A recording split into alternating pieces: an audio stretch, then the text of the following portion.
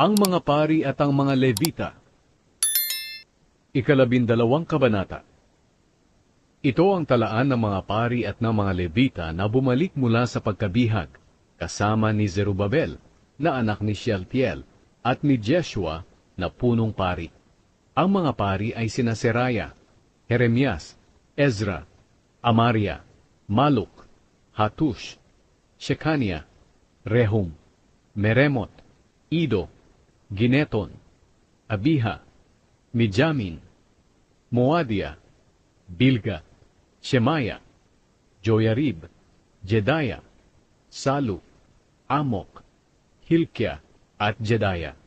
Sila ang mga pinuno ng mga kapwa nila pari at ng kanilang mga kasama noong panahon ni Jeshua. Ang mga Levita ay sina Jeshua, Binui, Kadmiel, Sherebia, Huda, at Matania. Si Matania at ang mga kasama niya ang katiwala sa pag-awit ng mga awit ng pasasalamat. At sina Bakbukya, Uni at ang mga kasama nila ang katiwala sa pagsagot sa awit na iyon. Ang mga lahi ng punong pari na si Jeshua. Si Jeshua ay ama ni Joyakim. Si Joyakim ay ama ni Eliashib. Si Eliashib ay ama ni Joyada. Si Joyada ay ama ni Jonathan. At si Jonathan ay ama ni Jadua. Ang pinuno ng mga pamilya ng mga pari. Ito ang mga pinuno ng mga pamilya ng mga pari noong si Joyakim ang punong pari. Si Meraya ang pinuno ng pamilya ni Seraya. Si Hanania ang pinuno ng pamilya ni Jeremias. Si Meshulam ang pinuno ng pamilya ni Ezra. Si Jehohanan ang pinuno ng pamilya ni Amaria. Si Jonathan ang pinuno ng pamilya ni Maluk. Si Jose ang pinuno ng pamilya ni Shebania. Si Adna ang pinuno ng pamilya ni Harim. Si Helkai ang pinuno ng pamilya ni Merayot. Si Zacarias ang pinuno ng pamilya ni Ido. Si Meshulam ang pinuno ng pamilya ni Gineton. Si Zikri ang pinuno ng pamilya ni Abijah. Si Piltai ang pinuno ng pamilya ni Minyamin at Moadia. Si Shamua ang pinuno ng pamilya ni Bilga. Si Jehonathan ang pinuno ng pamilya ni Shemaya. Si Matenai ang pinuno ng pamilya ni Joyarib. Si Uzi ang pinuno ng pamilya ni Jedaya. Si Kalai ang pinuno ng pamilya ni Salu. Si Eber ang pinuno ng pamilya ni Amok. Si Hashabia ang pinuno ng pamilya ni Hilkia. At si Netanel ang pinuno ng pamilya ni Jedaya. Ang mga pinuno ng mga pamilya ng mga Levita. Noong panahon ng paghahari ni Darius sa Persya, inilista ang mga pangalan ng mga pinuno sa mga pamilya ng mga pari at mga Levita. Nang panahon ng mga punong pari na sina Eliashib, Joyada, Johanan, at Jadua. Ang mga pinuno ng mga pamilya ng mga Levita hanggang sa panahon ni Johanan na apo ni Eliashib ay nakalista sa aklat ng kasaysayan. Ito ang mga pinuno ng mga pamilya ng mga Levita. Si Hashabia, Sherebia, Jeshua, Binui, Kadmiel, at ang iba pa nilang mga kasama na nakatayo sa kabilang bahagi nila sa oras ng pag-awit sa templo ng mga papuri at pasasalamat sa Diyos. Sila ang sumasagot sa awit ng kabilang grupo, ayon sa utos ni David na lingkod ng Diyos. Ang mga gwardya ng pintuan ng templo na nagbabantay ng mga bodega na malapit sa pintuan ay sina Matania, Bakbukya, Obadias, Meshulam, Talmon, at Akub. Sila ang naglilingkod sa panahon ni Joyakim na anak ni Jeshua at apo ni Josadak, at sa panahon ni Nehemias na gobernador at ni Ezra na pari at tagapagturo ng kautusan. Itinalaga sa Diyos ang pader ng lungsod.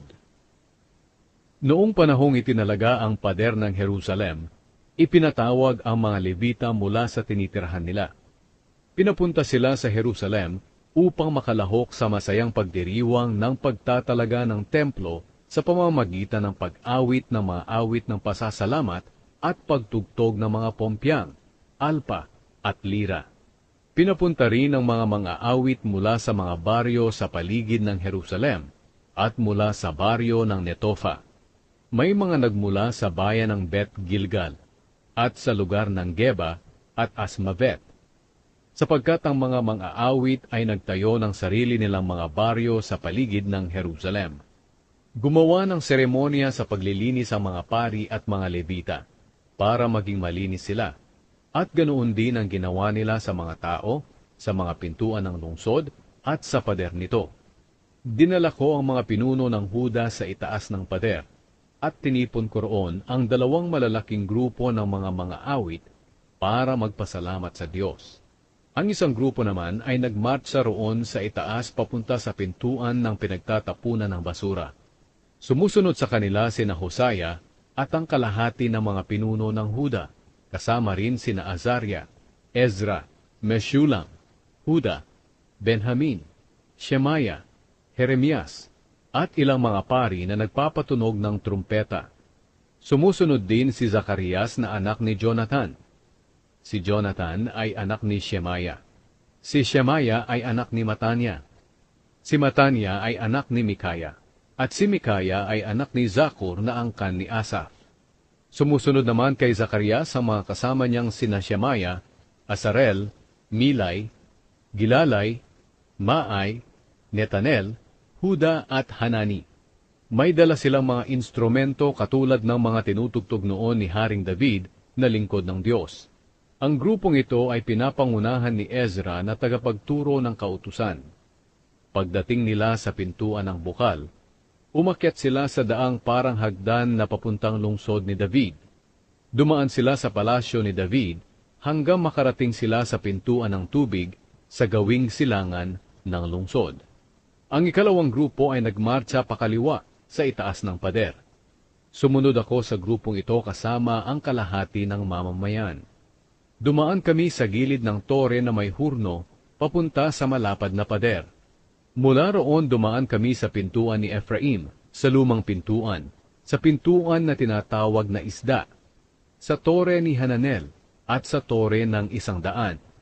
Pagkatapos dumaan kami sa pintuan na tinatawag na Tupa, at huminto sa may pintuan ng Guwardya. Ang 2 grupo na nagpapasalamat sa Diyos habang nagmamarcha ay dumiretso sa templo ng Diyos. Dumiretso rin ako roon at ang kalahati ng mga opisyal na kasama ko. Naroon din ang mga pari na nagpapatunog ng trumpeta na sina Eliakim, Maaseya, Mijamin, Mikaya, Elioenai, Zacarias, at Hanania, at ang mga awit na sina Maaseya, Shemaya, Eleazar, Uzi, Jehohanan, Malkia, Elam, at Ezer. Sila ang mga awit na pinamumunuan ni Jezrahiya.